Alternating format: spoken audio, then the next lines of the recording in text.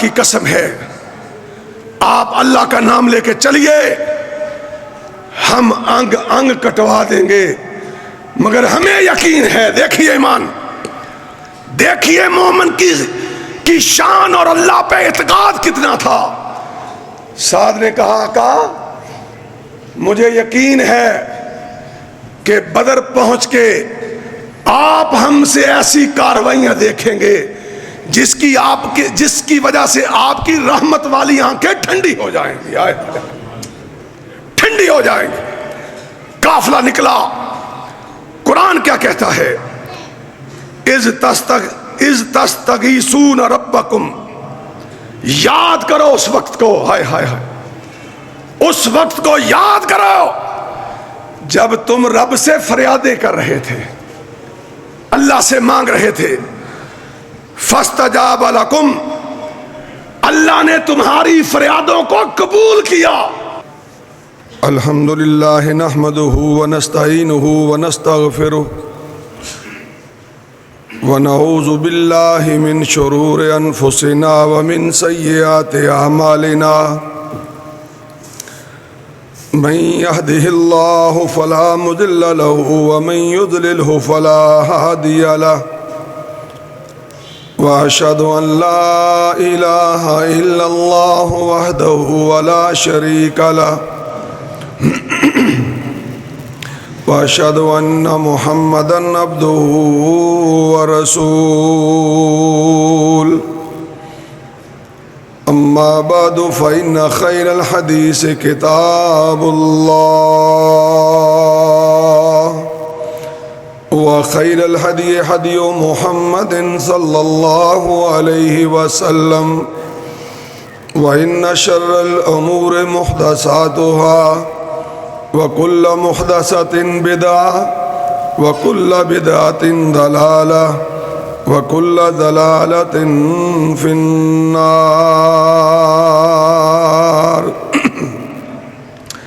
اللهم صل على محمد وعلى آل محمد كما صليت على إبراهيم وعلى آل إبراهيم إنك حميد مجيد۔ اللهم بارك على محمد وعلى آل محمد كما باركت على إبراهيم وعلى آل إبراهيم إنك حميد مجيد۔ رب اشرح لي صدري ويسر لي أمري واحلل عقدة من لساني يفقهوا قولي، أما بعد فأعوذ بالله السميع العليم من الشيطان الرجيم، بسم الله الرحمن الرحيم۔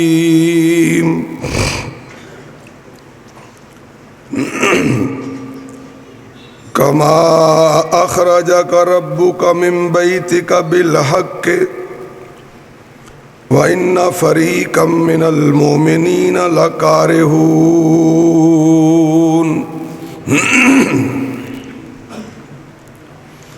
سب سے پہلے اللہ کی حمد و ثنا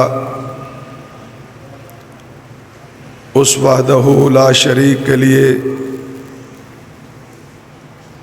ہر قسم کی تعریف و توصیف،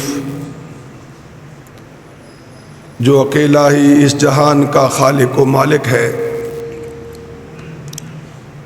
اس کے بعد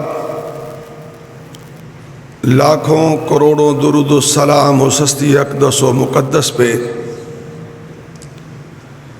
جن کا نام نامی اسم گرامی حضرت محمد الرسول اللہ صلی اللہ علیہ وآلہ وسلم ہے۔ رمضان المبارک کا مہینہ ہے اور اپنے اختتام کی طرف بڑھ رہا ہے۔ ہمیں اس میں فکر کرنی چاہیے کہ وہ رحمتوں والا، برکتوں والا، بخشوں والا اور نجات والا مہینہ ہماری زندگی میں آیا تھا، اور بہت ہماری غفلتوں اور کوتاہیوں اور سستیوں کے ساتھ ہم نے آج اسے نصف سے زیادہ پا لیا ہے۔ کوئی علم نہیں، اس چیز کی کوئی خبر نہیں کہ یہ مہینہ، اور ادھر ہو جاؤ، سیڈ تو گفتگو نہیں کری تھی، یہ جلسہ عام نہیں، جمعہ ہے، حاجی خاموش، بات نہیں کرنی۔ شاید اس چیز کی کسی کو خبر نہیں ہے کہ ہماری زندگیوں میں یہ ماہ مبارک دوبارہ آئے گا یا نہیں آئے گا۔ لہذا اس کے جو دن باقی رہ گئے ہیں، ان دنوں کو ہمیں کوشش اور کاوش کرنی چاہیے کہ زندگی بھر کی کوتاہیاں اور لغزشیں اور برائیاں جو اللہ رب العزت کے ساتھ ہم نے بغاوتیں کی ہوئی ہیں، انہیں بھی بقیہ دنوں میں اللہ سے معاف کروا لیا جائے، اور جو باقی دن رہ گئے ہیں، بالخصوص قیام اللیل، لیلۃ القدر کی راتیں جو 5 طاق راتیں ہیں، ان میں زیادہ سے زیادہ ہمیں اپنی آخرت کی فکر رکھتے ہوئے قرآن پاک کی تلاوت کرنی چاہیے، مسجدوں کو آباد کرنا چاہیے، رات کو اٹھ کر اللہ رب العزت کے سامنے اپنا نامہ اعمال سامنے رکھتے ہوئے اللہ سے معافیاں مانگنی چاہیے۔ امام بخاری رحمۃ اللہ علیہ کے حوالہ سے آتا ہے کہ وہ سارا سال حدیث کا درس دیا کرتے تھے، مگر رمضان المبارک کے اندر وہ قرآن حکیم کی تلاوت کے علاوہ کوئی دوسرا کام نہیں کرتے تھے۔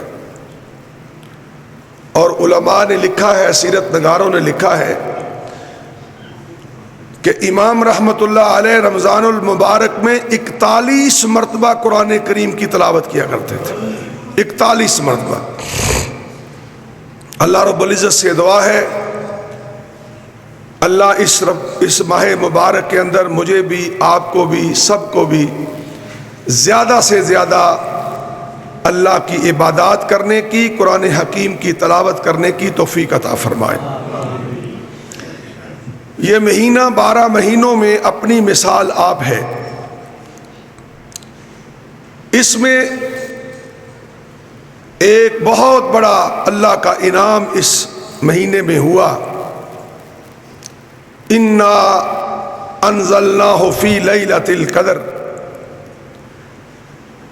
یہ ایک ایسا مہینہ ہے کہ جس کے اندر رب نے قرآن حکیم کو نازل فرمایا، جو قیامت تک کے لیے آدم کی اولاد کے لیے صرف اور صرف ہدایت کا اور رہنمائی کا پیغام ہی نہیں، بلکہ وہ آخری پیغام بھی ہے اور محمد الرسول اللہ صلی اللہ علیہ وسلم کا معجزہ بھی ہے۔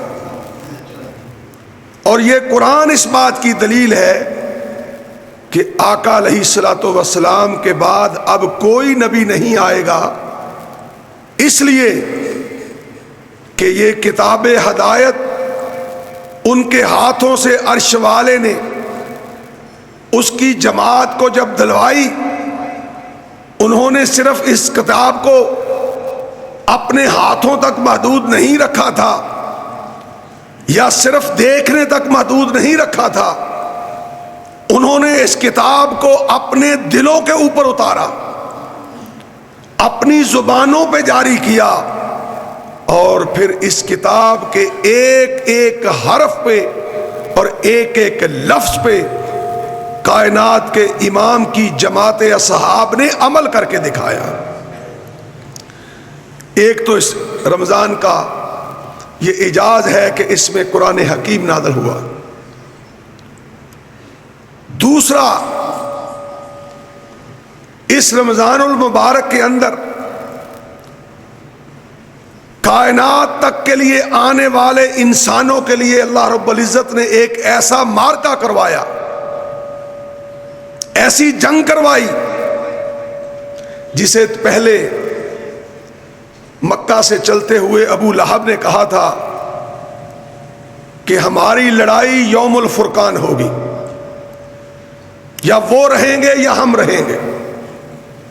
یہ اس بدبخت کا مکہ سے چلتے ہوئے کہنا تھا، لیکن عرش والے کا فیصلہ دیکھیے، عرش والے کی قدرت دیکھیے۔ اللہ نے فرمایا بدبخت، نکلا جملہ تیری زبان سے ہے لیکن اسے ثابت عرش والا کرے گا۔ کیسا کیا؟ اتنی ذلت امیز شکست کے بعد عبداللہ ابن مسعود دیکھتے ہیں کہ وہ کافروں کا سردار پڑا ہوا ہے، سسک رہا ہے، جنگ ختم ہو گئی، نتیجہ مسلمانوں کی فتح کی صورت میں نکل آیا۔ 70 کافر قیدی ہو گئے، 70 مارے گئے، جہنم میں چلے گئے، اور وہی قریش جو رسول ہاشمی کو نعوذ باللہ نفرت کی نگاہ سے دیکھا کرتے تھے، ان کے سردار نے ابو جہل نے بدر کے میدان میں پڑے ہوئے اپنی آنکھوں سے دیکھا اور اپنے کانوں سے سنا کہ آج محمد کا غلبہ آ چکا ہے صلی اللہ علیہ وسلم۔ اللہ کی قدرت دیکھیے کہ اللہ نے اس بدبخت کو معاذ اور معوذ کے پہلے واروں سے ہی مروا نہیں دیا، اسے زندہ رکھا کہ جب تلک بدبخت آج تو دیکھ نہیں لیتا کہ یوم الفرقان تیرے حق میں نہیں گیا، یوم الفرقان آمنہ کے لال کے حق میں نکلا ہے صلی اللہ علیہ وسلم، پھر قتل کروایا۔ تو میں عرض کر رہا تھا ایک ایسا معرکہ ہوا ہے، ایک ایسی جنگ ہوئی ہے اسی رمضان کے اندر کہ جسے آج اگر 57 اسلامی ملکوں کے بغیرت حکمران یاد کر لیں اور 60 لاکھ اسلامی فوج اسے ترہ امتیاز بنا لے، اسے اپنا مزاج بنا لے، اسے اس جنگ بدر کو اپنی شان اور شوکت بنا لے، اسے اپنی رہبری اور رہنمائی کے لیے دلیل بنا لے، تو کعبہ کے رب کی قسم ہے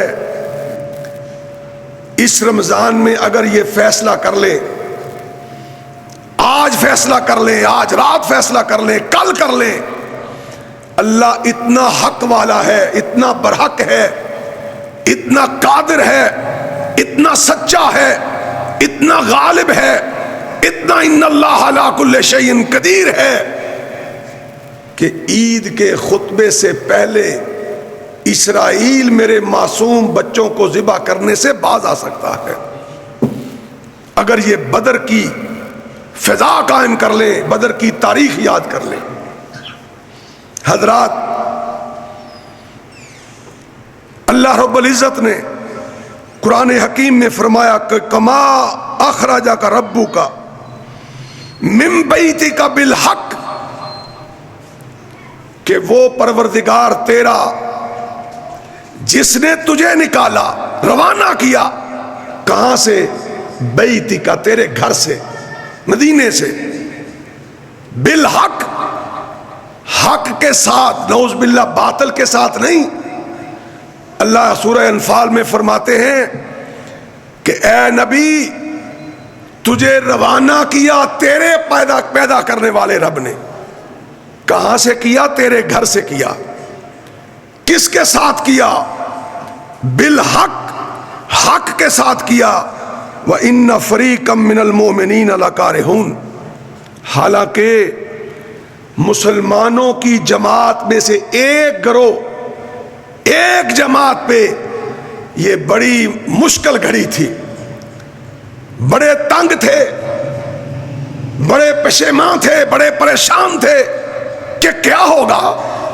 313 ہیں، ادھر لشکر ہے کیل کانٹے سے سجا کے نکلا ہوا، گھوڑوں کی فوج ہے، اونٹوں کی ظفر موج ہے، اسلحہ ہے، پورا قریش ہے، اور ہم صرف 313 ہیں.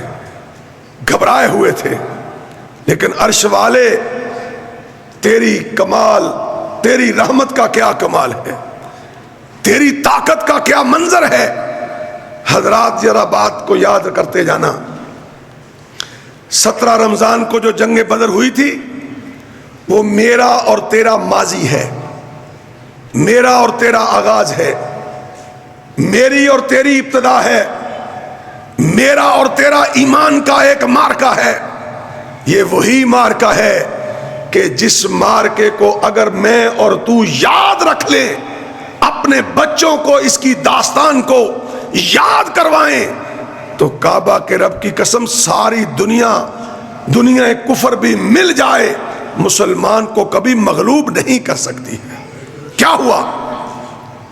آئیے اس جنگ کا تھوڑا سا پس منظر بیان کرتے ہیں. آقا علیہ الصلوۃ والسلام تشریف لائے، نبوت کا اعلان کیا مکہ کی سرزمین پر.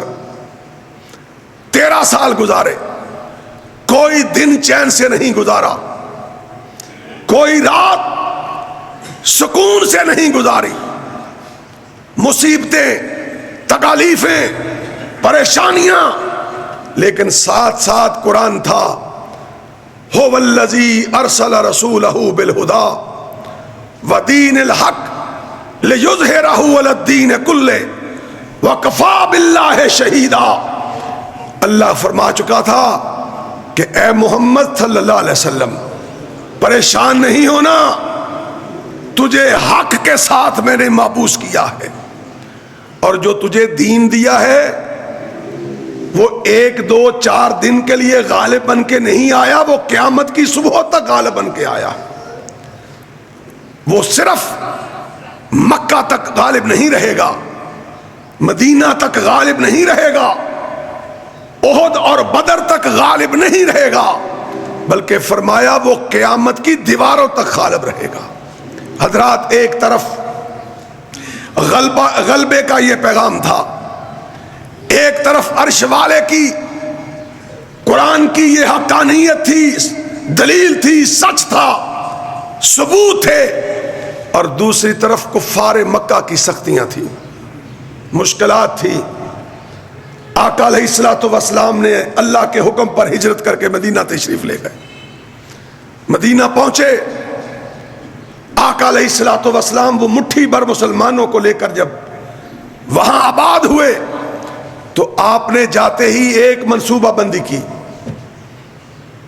جہاں قبائل تھے، مسلمان نہیں تھے، مختلف لوگ تھے، ان سے معاہدے کیے کہ آؤ اس وطن کے لیے، اس شہر کے لیے، اس بستی کے لیے ایک پیج پہ ہو جاتے ہیں.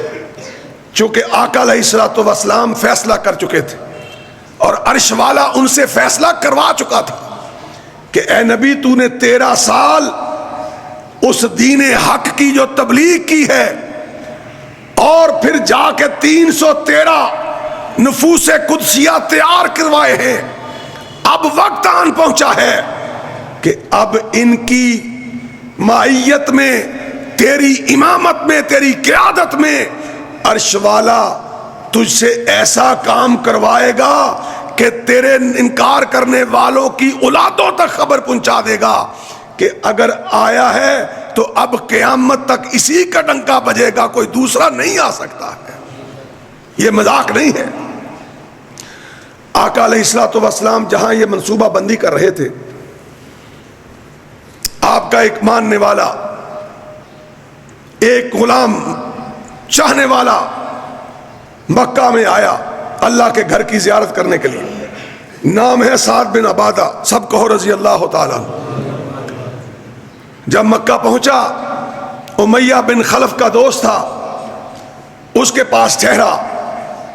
ابو جہل کو پتا چلا کہ مدینہ سے ایک وہ شخص آیا ہے جس نے ہمارے مخالف کو نعوذ باللہ پناہ دی ہوئی ہے، وہاں ٹھکانہ دیا ہوا ہے۔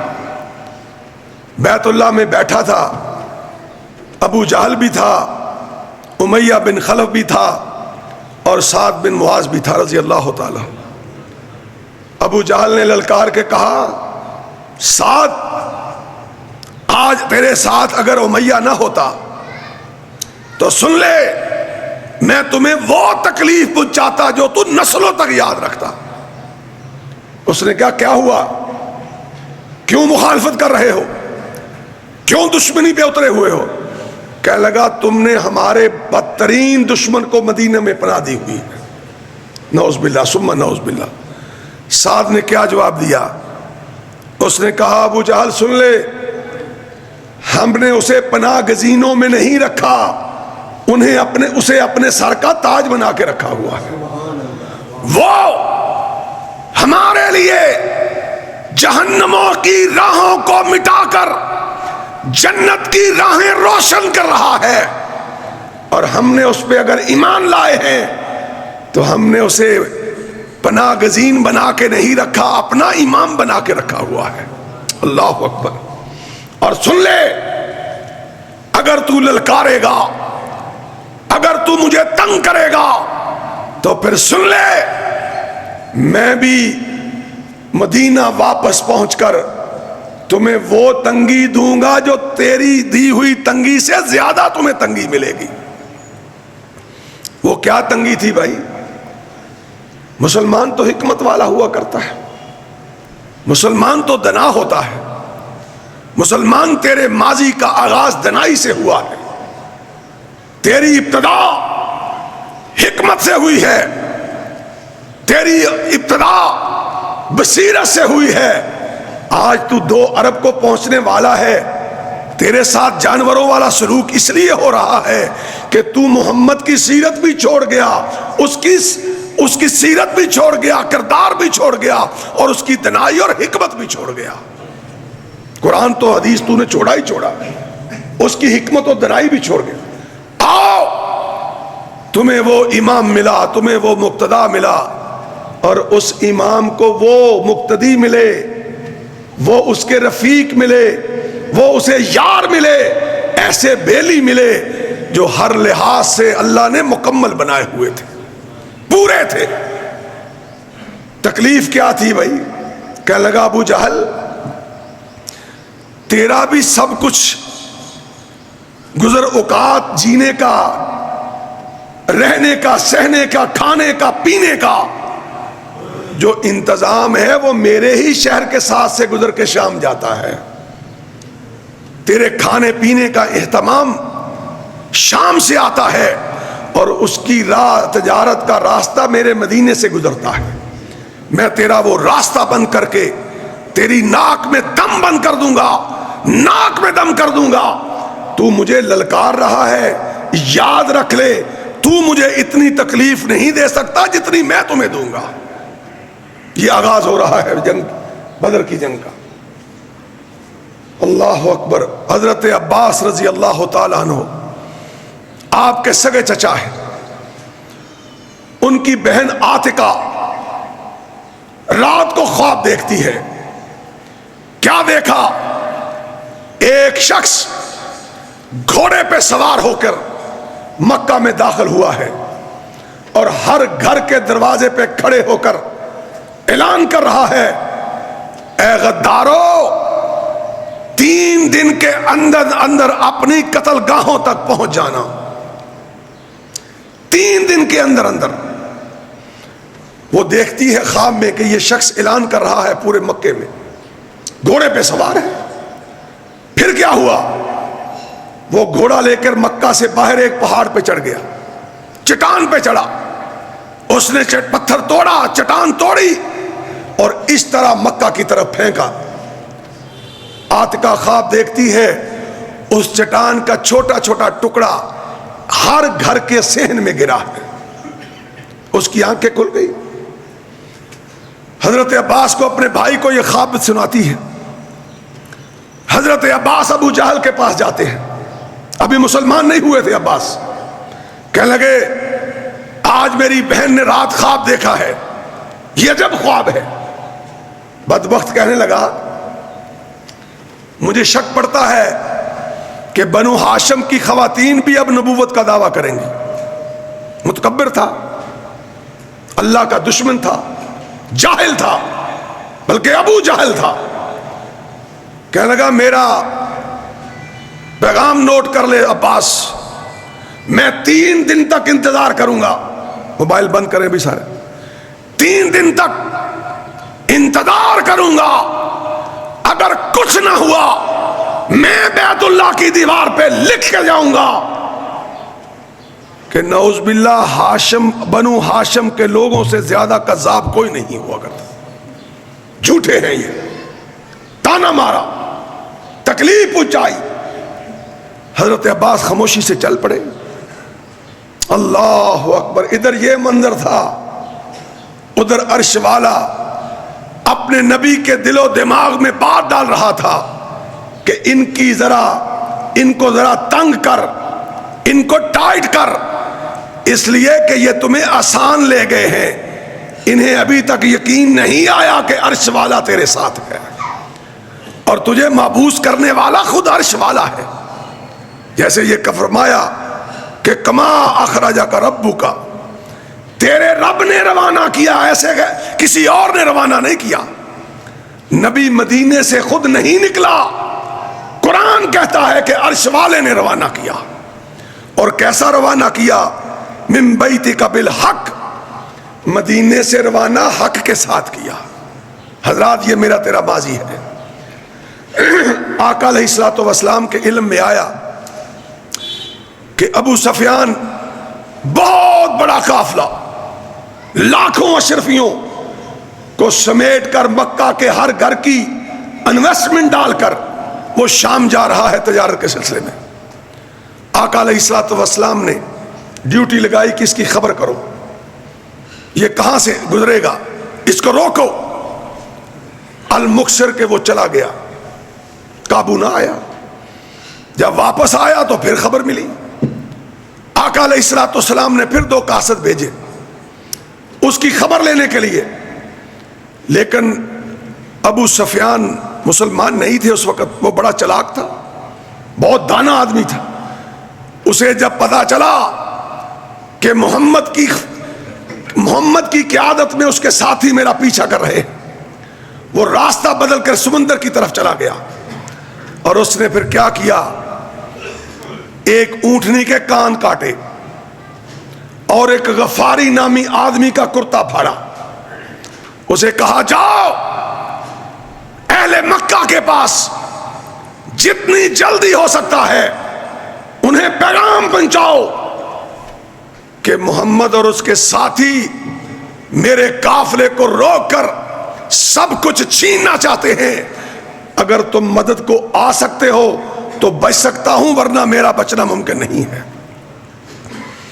وہ جب مکہ پہنچا، وہ غفاری نامی آدمی، اللہ اکبر، بیت اللہ کے اندر ابو جہل بھی ہے، عتبہ بھی ہے، شیبہ بھی ہے، اور امیہ بن خلف بھی ہے، اور حضرت عباس بھی ہے۔ دیکھو ذرا، یاد کر لو یہ بات۔ اس نے آ کے چیخو پکار کی کہ مدد کرو، لٹ گئے، آہو بکا کی۔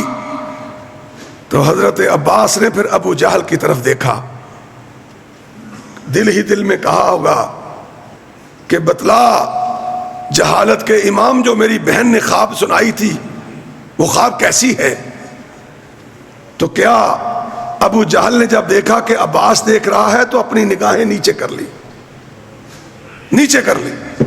اب دیکھیے وہی سعد جب مکہ آیا تھا عمرے کے لیے، وہ جاتے ہوئے اپنے دوست امیہ بن خلف کو یہ کہہ گیا کہ یاد رکھنا تو مسلمانوں کے ہاتھوں قتل ہوگا،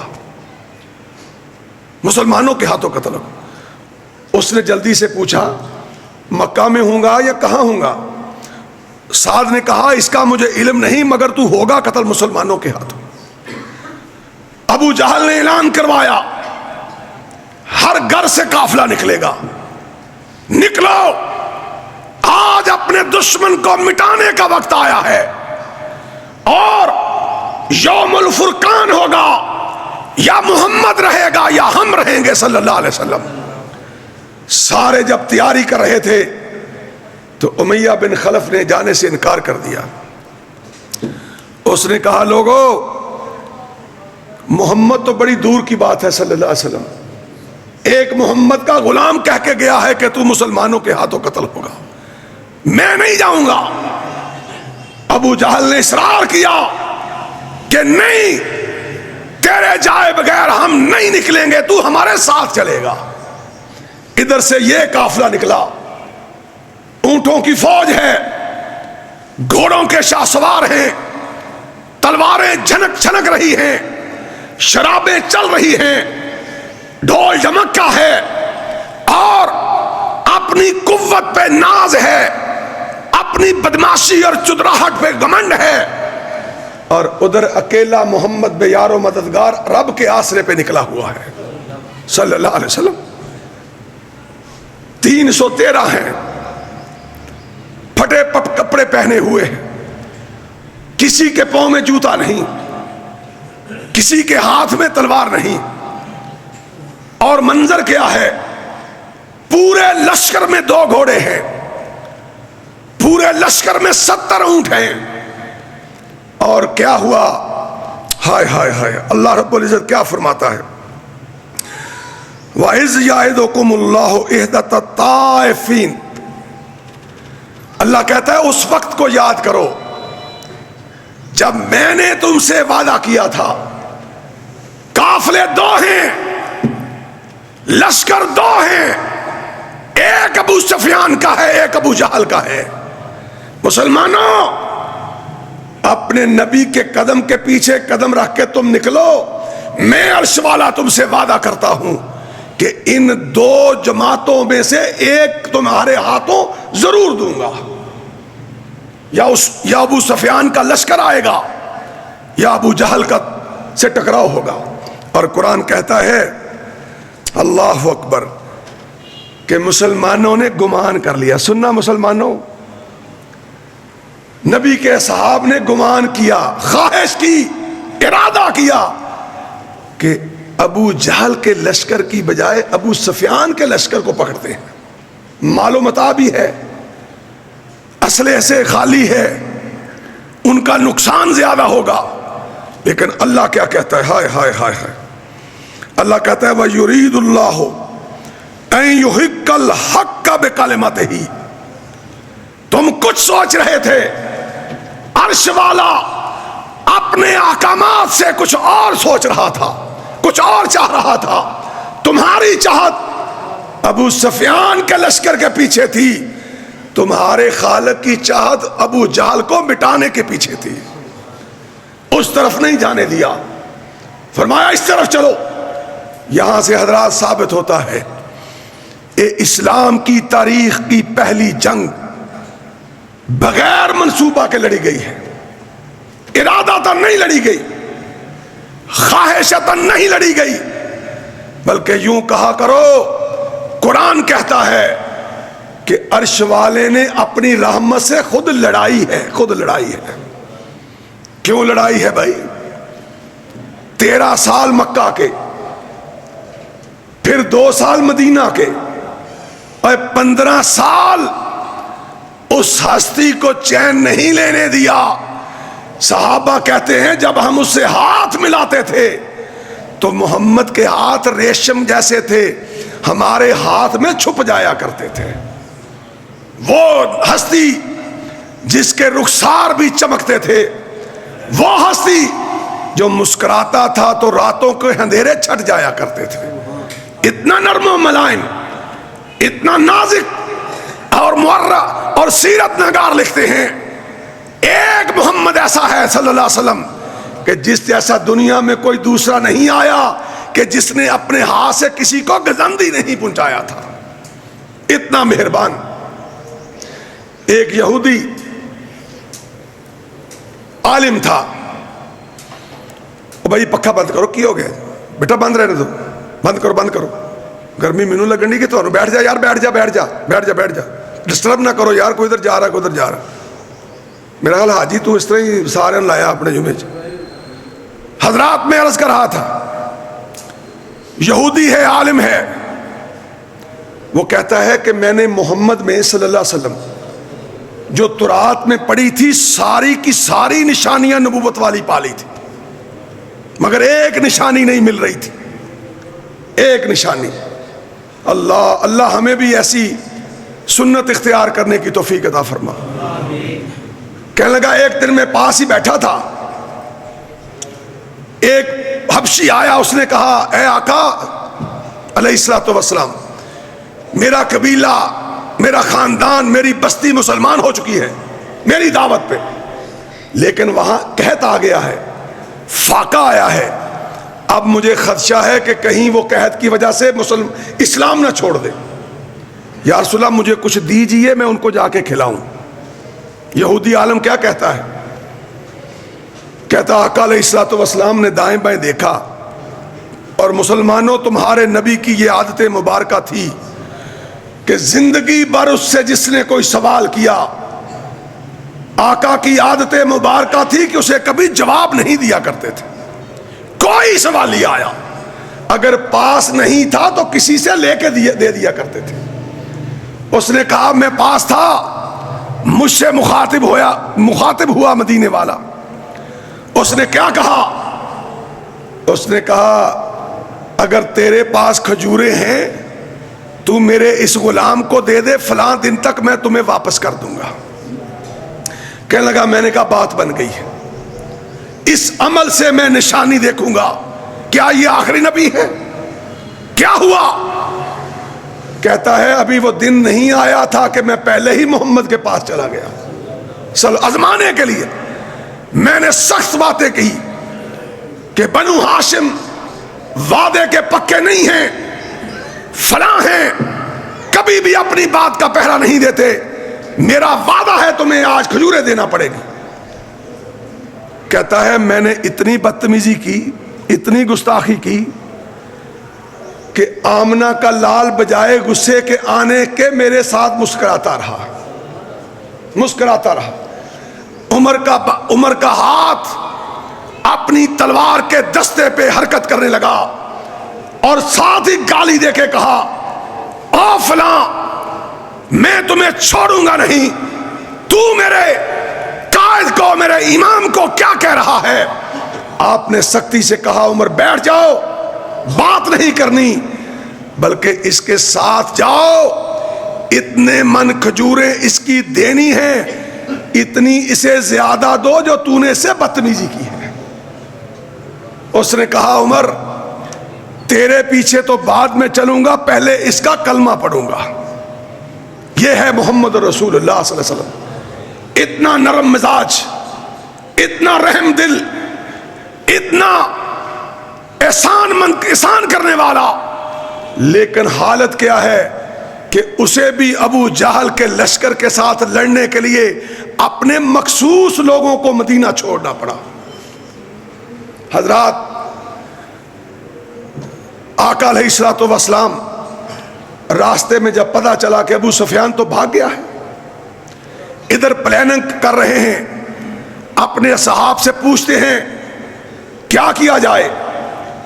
کسی نے کہا جی اس کا پیچھا کیا جائے، ساتھ ہی خبر آئی کہ ابو جہل بھی 1000 کا لشکر لے کے ہماری طرف بڑھ رہا ہے۔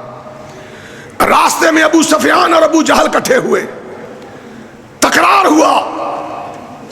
ابو سفیان کہنے لگا ابو جہل جب میں بچ کے ہی آ گیا ہوں تو پھر لڑنے کا کیا فائدہ، محمد سے ٹکرانے کا کیا نتیجہ نکلے گا؟ کچھ بھی نہیں، لہذا پلٹو۔ ابو جہل کہنے لگا ٹھیک ہے، بدر تک ضرور جائیں گے، ڈھول دمکہ کریں گے، ناچیں گے، گائیں گے، شرابیں پیئیں گے، اور اس کے بعد واپس آ جائیں گے۔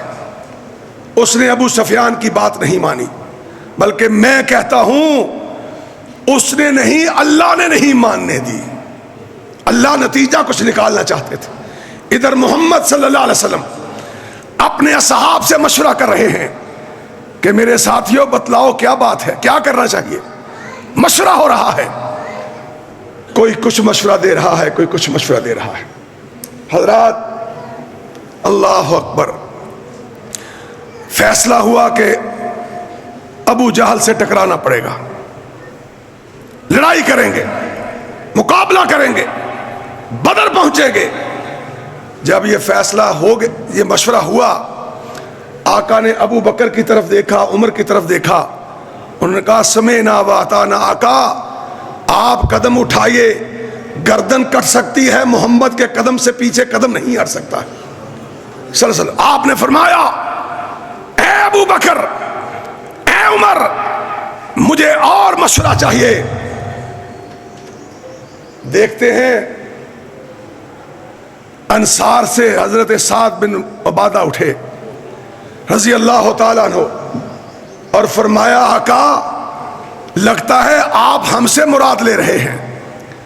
آپ نے فرمایا ہاں، میں آپ سے بھی پوچھنا چاہتا ہوں، وہ الفاظ مسلمان جو سعد بن عبادہ نے اس وقت محمد کی مجلس میں ادا کیے تھے، آسمان والے نے قیامت تک کے لیے اس کے ہر غلام کے لیے پڑھنا لازم قرار دے دیے ہیں کہ آؤ، اگر اپنے سینوں سے بزدلی نکالنا چاہتے ہو، اگر اپنے سینوں سے دشمن کا رعب نکالنا چاہتے ہو، اگر اپنی دل کے اندر محمد کی محبت ڈالنا چاہتے ہو، اگر رب کی توحید کا جھنڈا اس کائنات میں لہرانا چاہتے ہو، تو پھر سعد بن عبادہ کی بات کو یاد کیا کرو۔ جب آقا نے فرمایا ہاں سعد، میری مراد انصار ہیں، تو کیا کھڑے ہو کے خطبہ دیا، کہنے لگے یا رسول اللہ صلی اللہ علیہ وسلم، ہم آپ پہ ایمان لائے ہیں اور جو حق آپ آسمانوں سے لے کے آئے ہیں ہم نے اس کی تصدیق کر دی ہے۔ آقا بزدل نہیں ہیں، جنگ میں ڈٹ جانے والے لوگ ہیں، اور آج جرنیلوں کرنیلوں ساری دنیا کے مسلمانوں کو لوٹنے والوں اور اپنی حکومتوں کو دوام بخشنے والوں، سن لو، کعبہ کے رب کی قسم ہے، قیامت کا دن ہوگا، ایک طرف فلسطین کے شہداء تمہارے گریبانوں کو پکڑے ہوں گے اور دوسری طرف ساتھ کے یہ الفاظ گونج رہے ہوں گے رضی اللہ تعالیٰ عنہ کہ بغیر تو تم نے کن کو یاد کر کے، تمہاری نسبت کن کے ساتھ تھی، تمہارا اقتدار، تمہاری وردیاں، تمہاری حکومتیں، تمہاری مملکتیں، کعبہ کے رب کی قسم مسلمان اور مومن کے جوتے کا مقابلہ نہیں کر سکتی۔ اگر کوئی معصوم بچی یا بچہ شہید ہو رہا ہے تو کیا کرنا ہے ان کو؟ یہ وہ ہیں پورے لشکر میں جن کے پاس 2 گھوڑے ہیں، یہ وہ بات کہہ رہے ہیں جن کے پورے لشکر میں 70 اونٹ ہیں، کھانے کے لیے کچھ نہیں۔ ہائے اگر تلوار ہے تو زرہ نہیں، اگر زرہ ہے تو نیام نہیں۔ اس عالم میں کیا کہا؟ فرمایا آقا علیہ الصلوۃ والسلام، ہم بزدل نہیں، ہم جنگوں میں ڈٹ جانے والے لوگ ہیں۔ اور آقا آپ نے ہم سے پوچھا ہے، میں انصار کا سردار، میں مدینے کا چودھری، آپ سے اس بات کا اظہار کرتا ہوں، کعبہ کے رب کی قسم ہے، آپ سمندروں میں ہمیں سواریوں سمیت اتر جانے کا حکم کریں، آسمان والے رب کو گواہ بناتے ہیں، بنا کے کہتے ہیں آقا ہم تیرے حکم پہ سمندروں میں اتر جائیں گے۔ ہائے ہائے، اور آپ اگر حکم کریں کہ مدینہ اور مکہ کے صحراؤں میں چلے جاؤ، اے آقا ہم نے یقین سے آپ کی نبوت کو مانا ہے. ہم مر سکتے ہیں, کر سکتے ہیں, پٹ سکتے ہیں, لیکن آقا تیری بات کے آگے گردن نہیں اٹھا سکتے ہیں. اللہ اکبر. اٹھے, آقا مسکرا پڑے کہ آج میرے اس غلام نے میرے دل کو خوش کر دیا ہے. آقا علیہ الصلوۃ والسلام مسکرائے اور ساتھ کیا کہتا ہے, کہنے لگا آقا اللہ کی قسم ہے آپ اللہ کا نام لے کے چلیے, ہم انگ انگ کٹوا دیں گے, مگر ہمیں یقین ہے. دیکھیے ایمان, دیکھیے مومن کی شان اور اللہ پہ اعتقاد کتنا تھا. سعد نے کہا آقا مجھے یقین ہے کہ بدر پہنچ کے آپ ہم سے ایسی کارروائیاں دیکھیں گے جس کی وجہ سے آپ کی رحمت والی آنکھیں ٹھنڈی ہو جائیں گی, ٹھنڈی ہو جائیں گی. قافلہ نکلا. قرآن کیا کہتا ہے, اذ تستغیثون ربکم, یاد کرو اس وقت کو, ہائے ہائے ہائے, اس وقت کو یاد کرو جب تم رب سے فریادیں کر رہے تھے, اللہ سے مانگ رہے تھے. فاستجاب لکم, اللہ نے تمہاری فریادوں کو قبول کیا. اور کیسے کیا؟ عرش والے تیری رحمت پہ قربان ہیں. تو صرف ہمیں آزماتا ہے. اگر ہمارے اندر غیرت اور قوت آ جائے تو ہم تک کہاں بات چھوڑتا ہے, تو آسمانوں سے فرشتے نازل کر دیتا ہے. قرآن کہتا ہے انی ممدکم بالف من ملائکۃ مردفین, کہ اللہ کہتا ہے اس وقت کو یاد کرو جب تم میرے سامنے فریادیں کر رہے تھے کہ محمد صلی اللہ علیہ وسلم رات کی تاریکی میں بدر کے میدان میں جب پہنچے, ہائے ہائے ہائے, صفیں بن گئی, جنگ کا طبلہ بج گیا, اور سب کچھ جو محمد کے پاس تھا دنیاوی اسباب وہ لے کے آ گیا صلی اللہ علیہ وسلم. پھر کیا کیا, اللہ کے سامنے سر مسجود ہو گئے. اللہ میرے پاس 15 سال کی جو کمائی تھی وہ میں لے کے آ گیا ہوں. اے اللہ اپنی ذات کے لیے لے کے نہیں آیا, تو جانتا ہے تیری توحید کے جھنڈے کو بلند کرنے کے لیے آیا ہوں. اللہ اگر آج یہ مٹ گئے یا مٹا دیے گئے تو قیامت تک تیری توحید کا جھنڈا اٹھانے والا کوئی نہیں ہوگا. اے اللہ میں تجھ سے عرض کرتا ہوں. اور حدیث میں آتا ہے آقا اتنا روئے, اتنا روئے, اتنا روئے کہ ابو بکر پریشان ہو گیا. کہنے لگا اللہ کے نبی بس کیجئے, بس کیجئے, بس کیجئے.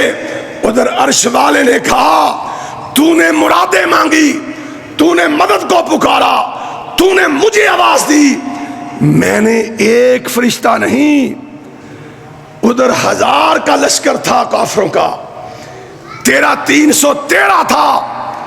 اے نبی مجھے رب کون کہے گا قیامت تک؟ میں نے تیری مدد کے لیے کافروں کے لشکر کے مقابلے میں نے بھی 1000 فرشتہ نازل کر دیا ہے. ہائے ہائے, اکیلا فرشتہ نہیں آیا. فرمایا پھر میں نے فرشتوں کو وحی کی, اور فرشتوں میں نے تمہیں مسلمانوں کی ڈھاس بندھانے کے لیے بھیجا ہے, انہیں مضبوط کرنے کے لیے بھیجا ہے. اور یاد رکھنا تم اکیلے ہی نہیں, میں بھی آسمانوں سے آ رہا ہوں. ہائے ہائے ہائے ہائے, میں بھی آسمان. آج وہی رب ہے, وہی قرآن ہے مسجد میں, سب کچھ وہی ہے. محمد کی بات بھی 14ویں کے چاند کی طرح چمک رہی ہے, قرآن بھی دھمک رہا ہے, رمضان بھی موجود ہے, قرآن بھی موجود ہے, تعداد بھی موجود ہے, اسلحہ بھی موجود ہے, عرش والا بھی زندہ و جاوید ہے. لا تاخذہ سنۃ ولا نوم, وہی عرش والا جو اس وقت بھی نہیں سویا کرتا تھا نہ اسے نیند آیا کرتی تھی نہ اونگ آتی تھی، آج بھی وہی رب ہے، لیکن بدبختی صرف یہ ہے کہ مسلمان میں اور تو بن گئے ہیں۔ مسلمان آج شباز شریف ہے، مسلمان آج آسم منیر ہے، مسلمان آج محمد بن سلمان ہے، مسلمان آج محمد بن زید ہے یا جو بھی ہے۔ ان بدبختوں کی وجہ سے، تیرے میرے بد عملیوں کی وجہ سے یہ ملے، اور ان کی وجہ سے آج مسلمان کے بچے ذبح ہو رہے ہیں۔ حضرات، مسلمان غیرت والا ہے، مسلمان کا ماضی غیرت والا ہے، مسلمان کا آقا غیرت والا ہے، مسلمان کا رب غیور ہے۔ مسلمان اس روئے زمین پر اپنے باپ دادا کا جھنڈا لہرانے نہیں آیا، یا رب کا قرآن پڑھنے آیا ہے، یا محمد کا فرمان سنانے آیا ہے صلی اللہ علیہ وسلم۔ میں عرض کر رہا تھا، اللہ رب العزت نے مدد فرمائی۔ حضرات، وقت کم ہے، بات لمبی ہے، صرف اتنی بات کہوں گا کہ ایسے ایسے مناظر دیکھے صحابہ نے کہ صحابہ کا ایمان تازہ ہو گیا۔ کیسا؟ صحابہ فرماتے ہیں، جس شخص کو جس کافر کو فرشتہ قتل کرتا تھا اس کا رنگ اور ہوتا تھا، جس کو محمد کی فوج قتل کرتی تھی اس کا رنگ اور ہوتا تھا۔ جسے فرشتہ مارتا اس کا رنگ سبز ہو جایا کرتا تھا، اور جس کو محمد کی فوج قتل کرتی تھی اس کا رنگ سیاہ ہو جایا کرتا تھا۔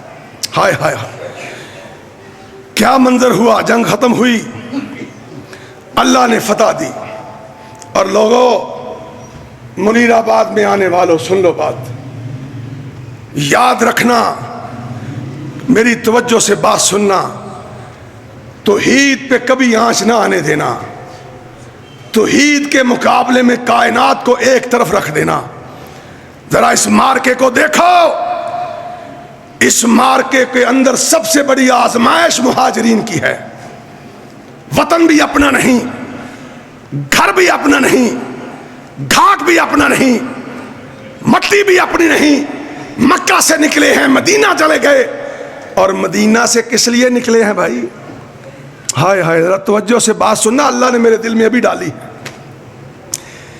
یہ وہ قریشی تھے جو خاندان کے لیے لڑا کرتے تھے، خاندان کے لیے، اور آج کیا منظر ہے؟ یہ اللہ کی توحید کے لیے خاندان مکانے آ گئے ہیں۔ جو کبھی دور تھا قبیلہ قبیلے کے لیے لڑتا تھا، خون خون کے لیے لڑتا تھا، آج بدر کے مقام پر عرش والے کی ذات کے لیے، عرش والے کے کلمے کے لیے، عرش والے کی توحید کے لیے باپ بیٹے کو مار رہا ہے، بیٹا باپ کو مار رہا ہے۔ عمر ابن خطاب نے اپنے ماموں کو قتل کیا، عبد الرحمن بن عوف نے اپنے باپ کو قتل کیا۔ ہائے ہائے ہائے، ابو بکر کے سامنے اس کا بیٹا مسلمان ہونے کے بعد آیا، کہنے لگا بابا آپ خوش قسمت رہے، بدر والے دن میری تلوار کے سامنے آپ کئی مرتبہ آئے مگر میں نے باپ سمجھ کے چھوڑ دیا۔ اللہ، جہاں ابو بکر پڑا ہے جنت تو وہ پہلے ہی ہے، اللہ اس کے اور درجے بلند فرما۔ اللہ تو نے کیسا امتی دیا اپنے نبی کو؟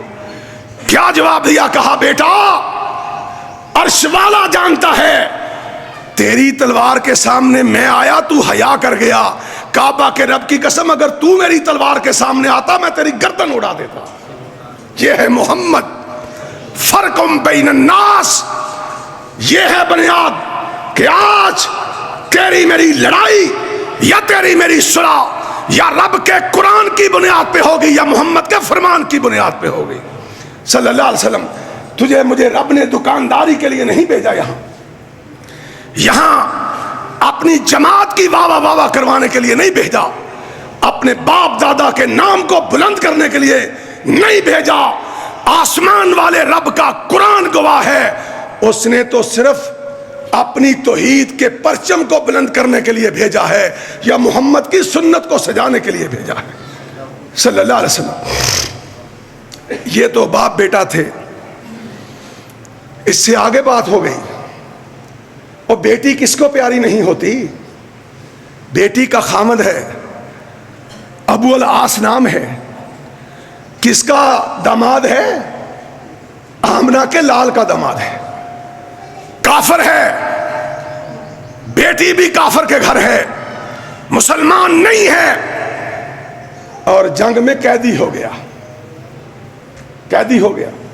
حضرت عباس قیدی ہو گئے، اعلان ہوا جو جزیہ دے گا، فدیہ دے گا، وہ رہائی پائے، جو نہیں ہے جس کے پاس کچھ وہ میرے مسلمان بچوں کو پڑھا دے۔ فیصلہ ہوا، ابو العاص کی رہائی کے لیے محمد کی لخت جگر نے ایک ہار بھیجا، کہا بابا میرے پاس یہ ہار ہی ہے، یہ رکھ لیجئے اور میرے خامد کو رہا کر دیجئے۔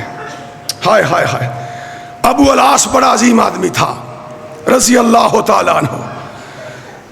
جب نہیں بھی مسلمان تھا تب بھی اس نے کبھی محمد کی بیٹی کو تانگ نہیں کیا تھا صلی اللہ علیہ وسلم۔ مروت والا، شرم والا، حیا والا، غیرت والا شخص تھا، لیکن مسلمان نہیں تھا۔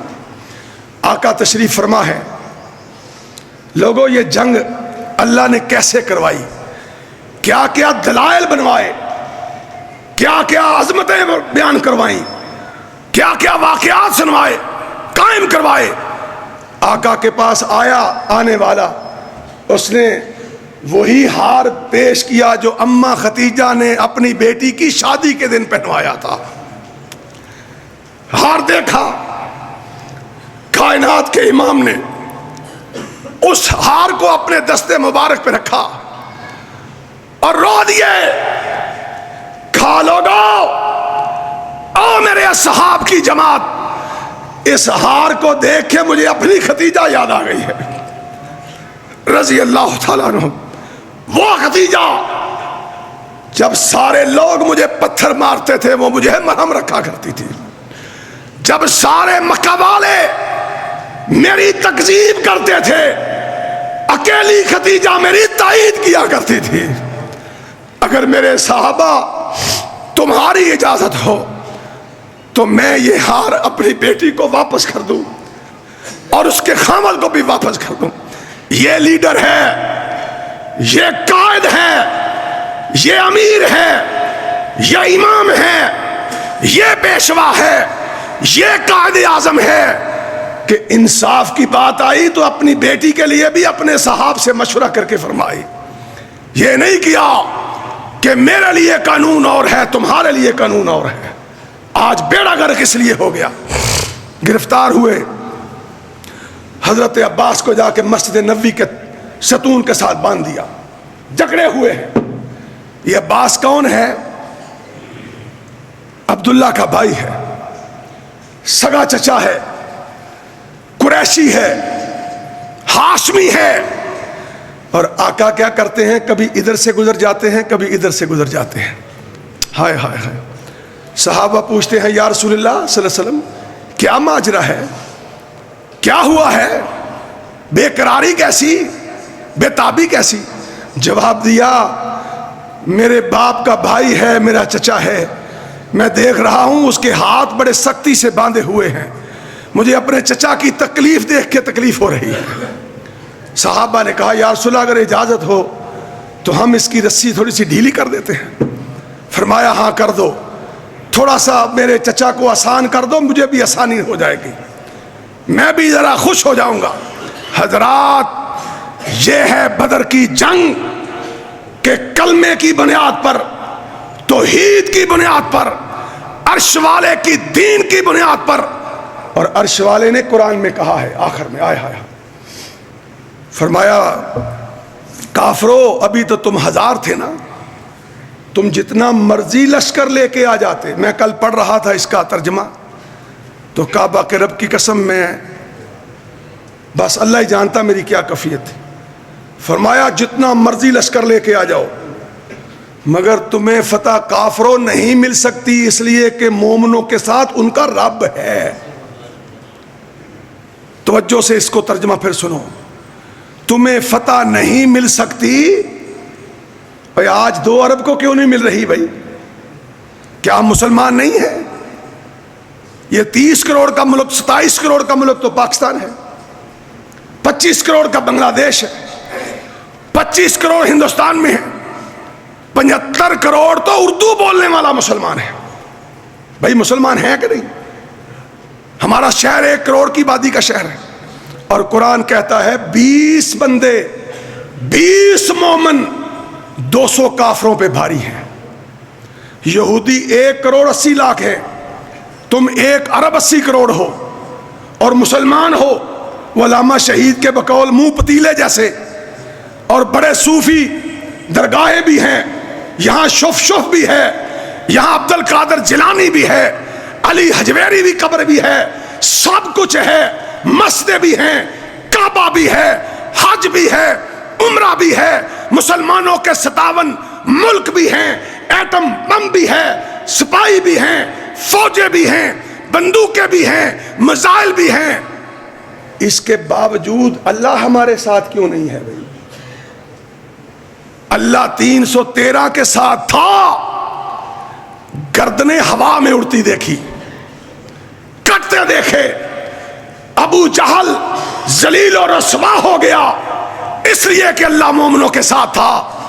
آج فکر کرو اس لیے اللہ ساتھ نہیں ہے کہ تم نے باہر لکھا ہے MCB بینک، مسلم کمرشل بینک، یہ نیم پلیٹ ہے، اور اندر بلڈنگ کے اللہ اور اس کے رسول سے جنگ ہو رہی ہے۔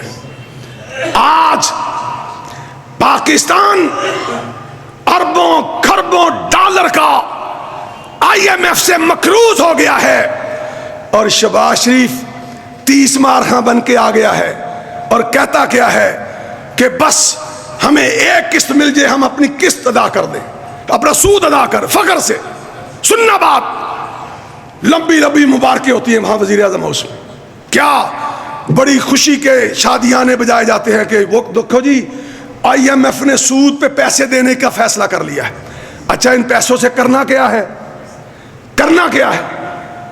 کرنا یہ ہے کہ ہم نے اپنا سود ادا کرنا ہے، سود پہ لے کے سود ادا کرنا ہے۔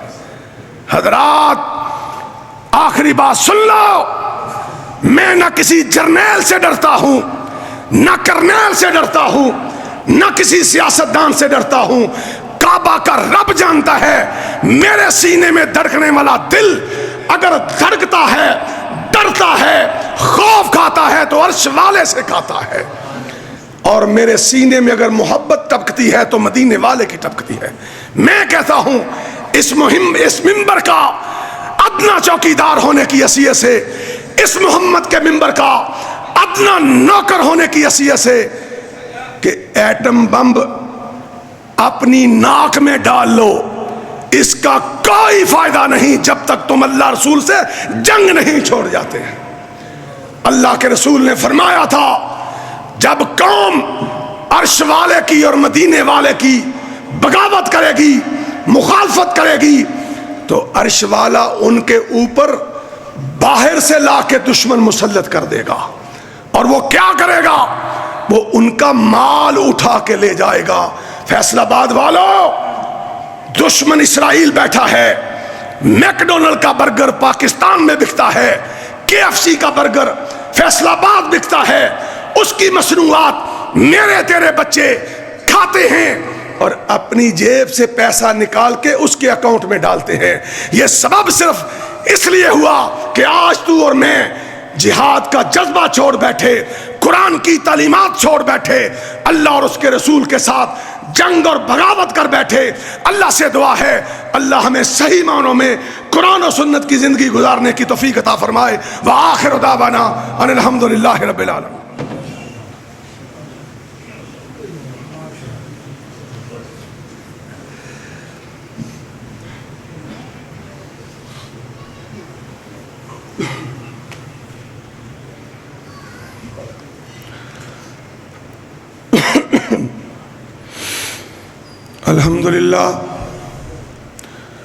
الحمدللہ نحمدہ ونستعینہ ونستغفرہ ونعوذ باللہ من شرور انفسنا ومن سیئات اعمالنا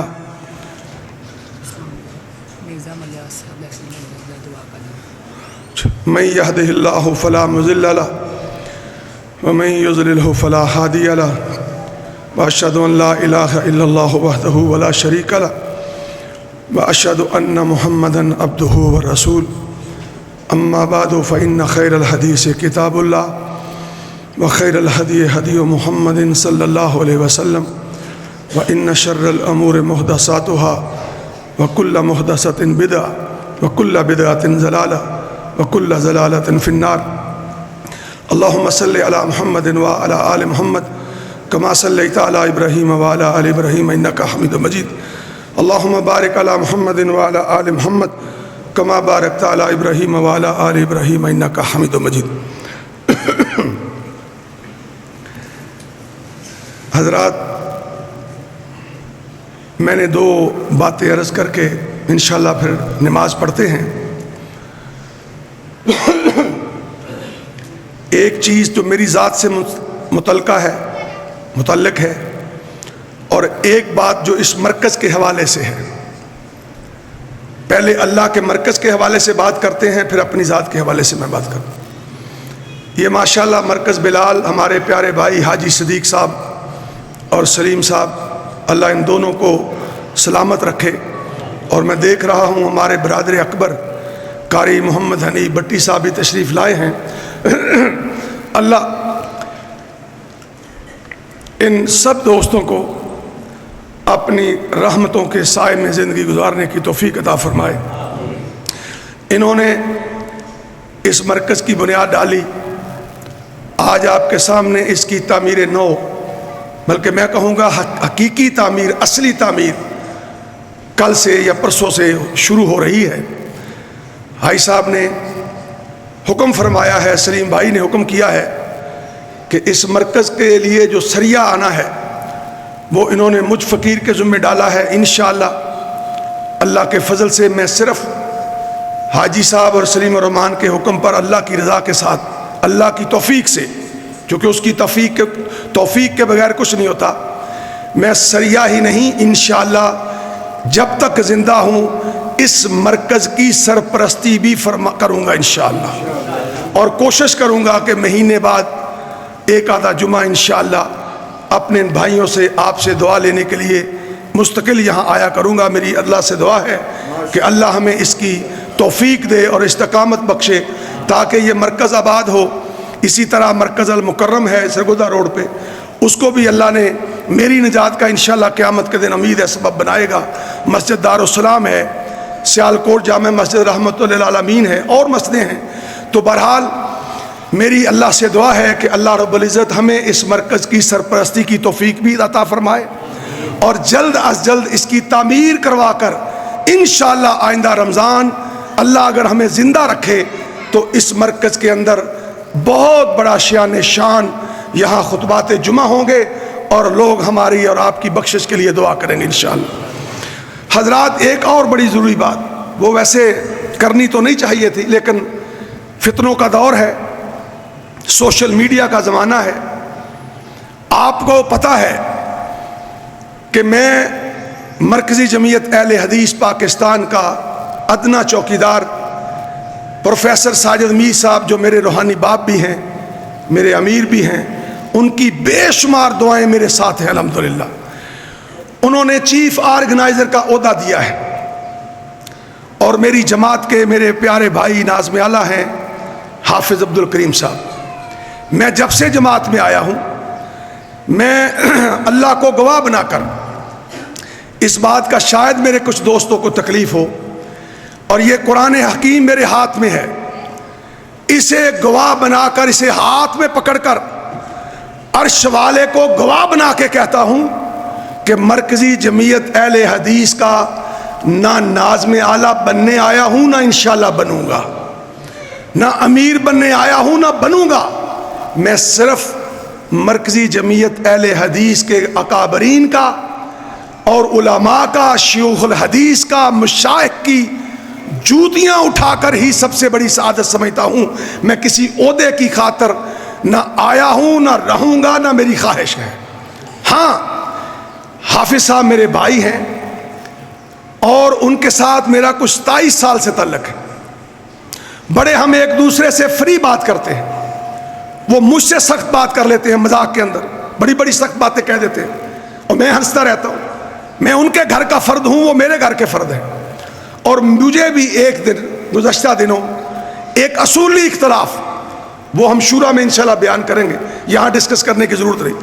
ایک اصولی اختلاف تھا اور وہ یہ تھا، صرف اتنی بات کہوں گا. میں یہ چاہتا ہوں کوئی اگر کہے کہ حافظ عبد الکریم صاحب کی جگہ کاشف ناظم اعلیٰ بن جائے تو میں سمجھتا ہوں وہ جماعت کا دشمن ہے. یہ بات توجہ سے سنیے. اس لیے دشمن ہے کہ کاشف حافظ عبد الکریم جیسا نیک نہیں ہے، اس جیسا متقی نہیں ہے، اس جیسا اہل نہیں ہے.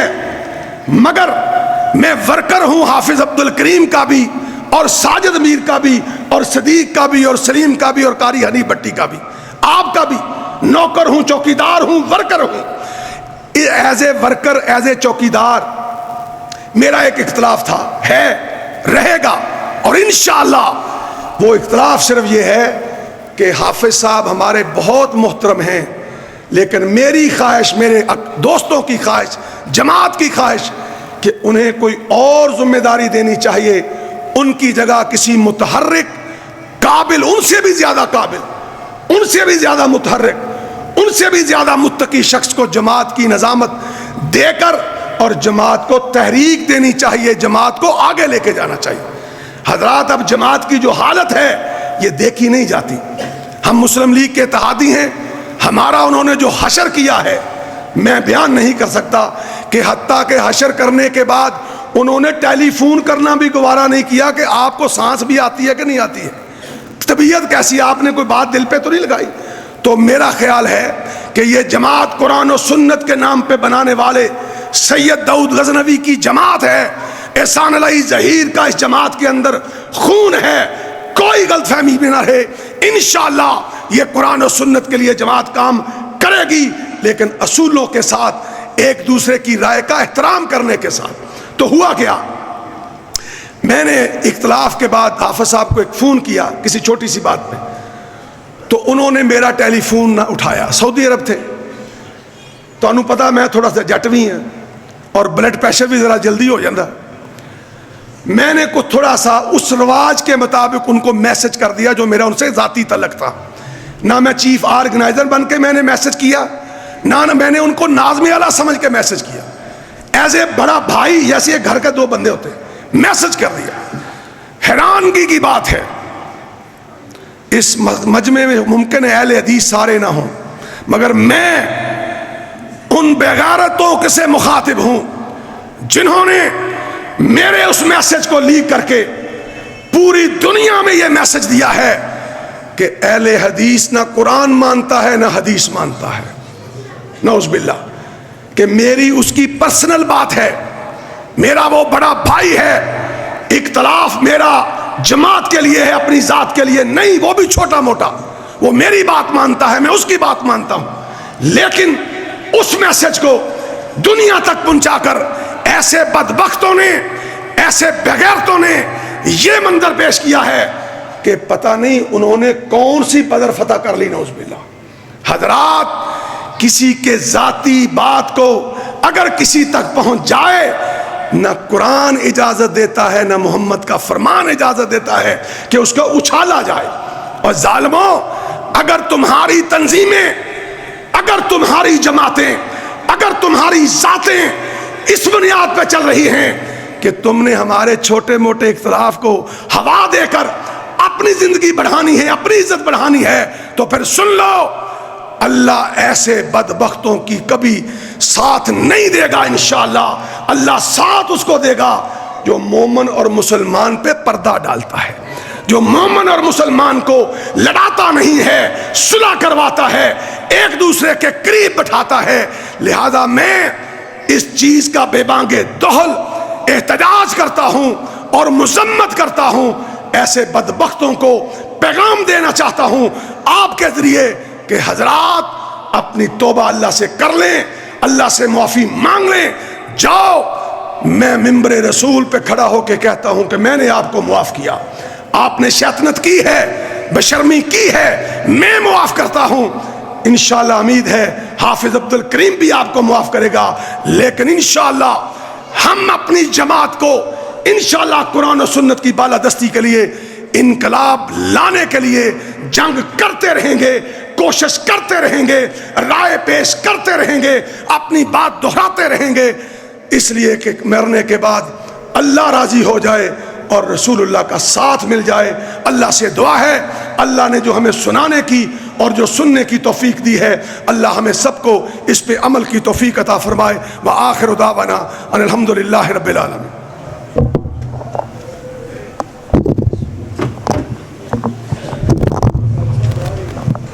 تعاون کیجیے، اللہ تعالیٰ آپ کا تعاون اپنی بارگاہ میں قبول و منظور فرمائے.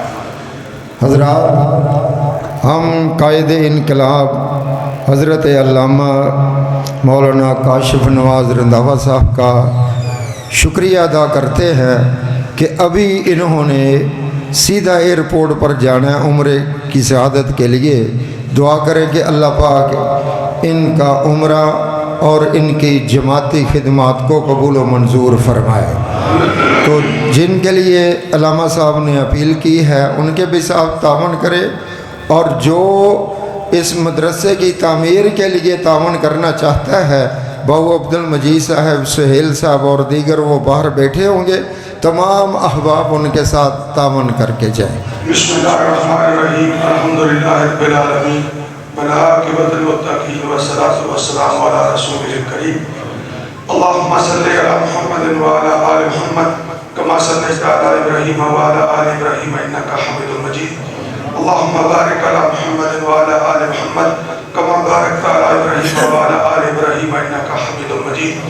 ربنا ظلمنا انفسنا وان لم تغفر لنا وترحمنا لنکونن من الخاسرین. ربنا اننا آمنا فاغفر لنا ذنوبنا وقنا عذاب النار. ربنا آتنا فی الدنیا حسنة وفی الآخرة حسنة وقنا عذاب النار. اللہم انک عفو تحب العفو فاعف عنی. ہمارے بھائی مرزا صاحب کے بیٹے نے کہا ہے کہ ان کے لیے دعا فرمائیں. دعا کریں ہمارے اللہ تعالیٰ اس بھائی کو شفاء کاملہ عطا فرمائے. اللہ تعالیٰ اس مرکز کو آباد و فرمائے.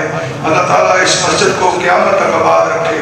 اور اے اللہ، جتنے احباب تیرے اس گھر میں آئے ہیں، رمضان المبارک کا مہینہ ہے، اللہ تو اپنی رحمت کو دیکھ، ہمارے گناہوں کو نہ دیکھ. اللہ ہمیں معاف فرما.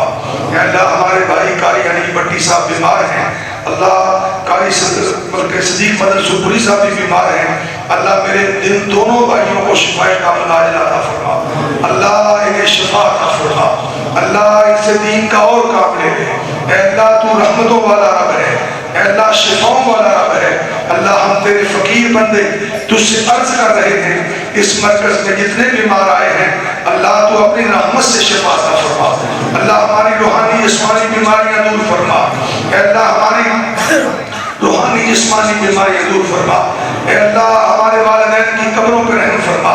اے اللہ ہمارے والدین کی قبروں پر رحم فرما. اے اللہ جن کے والدین زندہ ہیں اللہ انہیں اپنے والدین کی خدمت کی توفیق عطا فرما. اے اللہ ہماری اولادوں کو نیک بنا. اے اللہ ہماری اولادوں کو قرآن کے قاری بنا. اے اللہ ہمارے بچوں کو قرآن کے مفسر بنا. اے اللہ اس امت محمدیہ کے جتنے بچے ہیں اللہ سب بچوں کو اپنے نبی کا دین سمجھنے کی توفیق عطا فرما. قرآن پڑھنے کی توفیق عطا فرما. نبی کی حدیث پڑھنے کی توفیق عطا فرما. اے اللہ ہمارے بچوں کو اپنے دین کے لیے قبول فرما. اے اللہ اپنے دین کے چوکیدار بنا. اے اللہ اپنے دین کے پہرے دار بنا. اے اللہ جو مقروض ہیں اللہ انہیں توفیق دے وہ اپنے قرضوں کی ادائیگی کر لیں. اللہ اپنے قرضوں کی ادائیگی کی توفیق عطا فرما. اے اللہ انہیں اپنے قرضوں کی ادائیگی کی توفیق عطا فرما. اے اللہ تو غنی ہے، تو داتا ہے، تو مشکل کشا ہے، تو حاجت روا ہے. اللہ ہم گناہگار ہیں، ہم فقیر ہیں. اے اللہ ہم فقیر ہیں. اے اللہ ہم بے یار و مددگار ہیں. اللہ محتاج ہیں. اے اللہ محتاج ہیں. اے اللہ تیرے در کے فقیر ہیں. اللہ تو اس رحمت والے مہینے کی برکت سے ہماری زندگی پر کی کوتاہیوں کو معاف فرما. اللہ جتنی زندگی باقی رہ گئی ہے اللہ ہمیں اپنے نبی کی نماز پڑھنے کی توفیق عطا فرما، نبی کے طریقے کے مطابق نماز پڑھنے کی توفیق عطا فرما، اے اللہ دین کی خدمت کی توفیق عطا فرما، اے اللہ اس مسجد کی تعمیر شروع ہونے والی ہے، اللہ غیب سے مدد فرما، اللہ غیب سے مدد فرما، اللہ تیرا گھر ہے، اے اللہ تو طاقتوں والا ہے، اللہ ہمیں توفیق دے دے، اللہ اس توفیق کے بدلے ہمیں بخش لے، اے اللہ ہمیں بخش لے، ہماری مغفرت فرما دینا، اے اللہ قیامت کے دن اپنے نبی کے حوض کوثر سے جام پلا دینا، اے اللہ اپنے نبی کی رفاقت میں جنت الفردوس کا داخلہ نصیب فرما دینا، اللہ ہم نے جو مانگا ہے جو نہیں مانگ سکے اللہ جو بھی ہمارے حق میں بہتر ہے اللہ قبول فرما، اللہ قبول فرما، اے اللہ قبول فرما، اے اللہ ہمیں قرآن و سنت کے لیے پسند کر لے، اے اللہ قرآن و سنت کی بالادستی کے لیے قبول کر لے،